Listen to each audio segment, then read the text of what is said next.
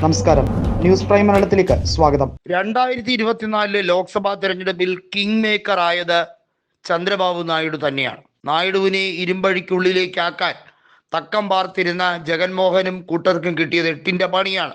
ജഗൻമോഹൻ റെഡ്ഡി ഇപ്പോഴിതാ NDAയുടെ ഉപരാഷ്ട്രപതി സ്ഥാനാർത്ഥിയായ CP രാധാകൃഷ്ണനെ പിന്തുണച്ചുകൊണ്ട് ഔദ്യോഗികമായി YSR കോൺഗ്രസിന്റെ എല്ലാ പിന്തുണയുമുണ്ട് എന്ന് പറഞ്ഞ് രംഗത്ത് വരുമ്പോൾ നായിഡു ഇപ്പോഴും അനിശ്ചിതത്വത്തിൽ തന്നെയാണ്. നായിഡുവിന് വളരെ വ്യക്തമായി തന്നെ അറിയാം BJPയെ തള്ളിപ്പറയേണ്ട സമയം അടുത്തു കഴിഞ്ഞിരിക്കുന്നു. അതിന് കാരണമായത് തങ്ങളെ മാത്രമല്ല മറ്റുള്ളവരെ കൂടി തെറ്റിദ്ധരിപ്പിക്കുന്ന രീതിയിൽ ഏകപക്ഷീയമായി നടപടിക്രമങ്ങൾ കൊണ്ടുപോകാൻ അമിത്ഷായും മോദിയും ഉദ്ദേശിക്കുകയാണെങ്കിൽ അതിന് കൂട്ടുനിൽക്കേണ്ട കാര്യമില്ല. അതുകൊണ്ടാണ് നായിഡു വ്യക്തമായി ഏകനാഥ് ഷിൻഡെയെ ഒപ്പം പിടിച്ചിരിക്കുന്നത്. നിതീഷിന് വ്യക്തിത്വം ഇല്ലാത്തത് കൊണ്ട് തന്നെ നിതീഷിനെ കുടിച്ച വെള്ളത്തിൽ വിശ്വസിക്കാൻ കൊള്ളില്ല എന്ന തിരിച്ചറിവ് നായിഡുവിന് നേരത്തെ തന്നെ ഉണ്ടായിരിക്കുന്നു എന്നുള്ളതാണ്. ആന്ധ്രയിൽ പോലും ഭരണവുമായി ബന്ധപ്പെട്ട കാര്യത്തിൽ BJPയെ അടുപ്പിക്കാതിരിക്കാനും മന്ത്രിസഭയിൽ നിന്നും ദൂരെ കളയാനും വേണ്ടിയുള്ള നീക്കങ്ങൾ നായിഡു തുടങ്ങിക്കഴിഞ്ഞിരിക്കുന്നു. അതിൻ്റെ ഭാഗമായി ആദ്യപടി എന്ന രീതിയിൽ തന്നെയാണ് പ്രതിപക്ഷ നേതാവായ രാഹുൽ ഗാന്ധി രേവന്ത് റെഡ്ഡിയെ ചുമതലപ്പെടുത്തി നായിഡുവുമായി ഒരു ഡീലിലേക്ക് എത്തിച്ചേരാൻ രേവന്തിന് കൃത്യമായ നിർദ്ദേശം നൽകിയിരിക്കുന്നത്. രേവന്ത് നമുക്കറിയാം നായിഡുവിൻ്റെ ശിഷ്യന്മാരിൽ ഒരാളായിരുന്നു.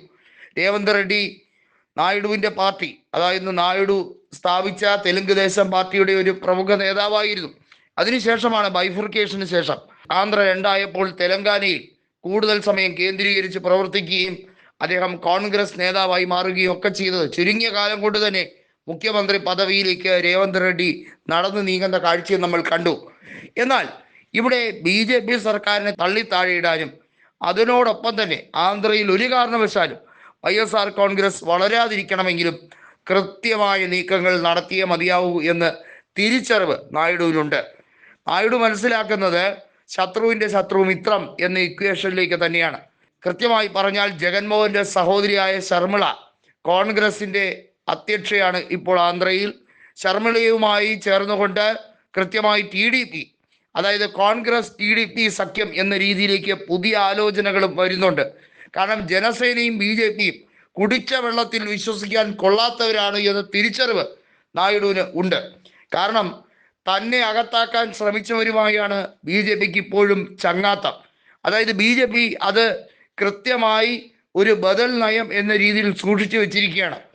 എപ്പോഴാണോ നായിഡു BJPയുമായുള്ള ബാന്ധവം ഉപേക്ഷിക്കുന്നത് അപ്പോൾ തന്നെ അദ്ദേഹത്തിന് ജയിലിലടയ്ക്കാനും മന്ത്രിസഭ തന്നെ പിരിച്ചുവിട്ട് രാഷ്ട്രപതി ഭരണം ഏർപ്പെടുത്താനും വേണ്ടിയുള്ള നാണംകെട്ട കളിയാണ് ഇവിടെ BJP നടത്താൻ ശ്രമിക്കുന്നത്. ജനാധിപത്യത്തിലൂടെ അധികാരത്തിൽ വന്ന സർക്കാരിനെ ഒന്നുമല്ല അവിടെ ജനങ്ങൾക്ക് സേവനത്തിന് വേണ്ടി അവതരിപ്പിക്കുന്നത്. പകരം BJPക്ക് എന്ത് ഇംഗിതമാണോ അത് ആജ്ഞാനുവൃത്തി അനുസരിച്ച് നടപ്പിലാക്കാൻ വേണ്ടിയുള്ള സ്രോതസ്.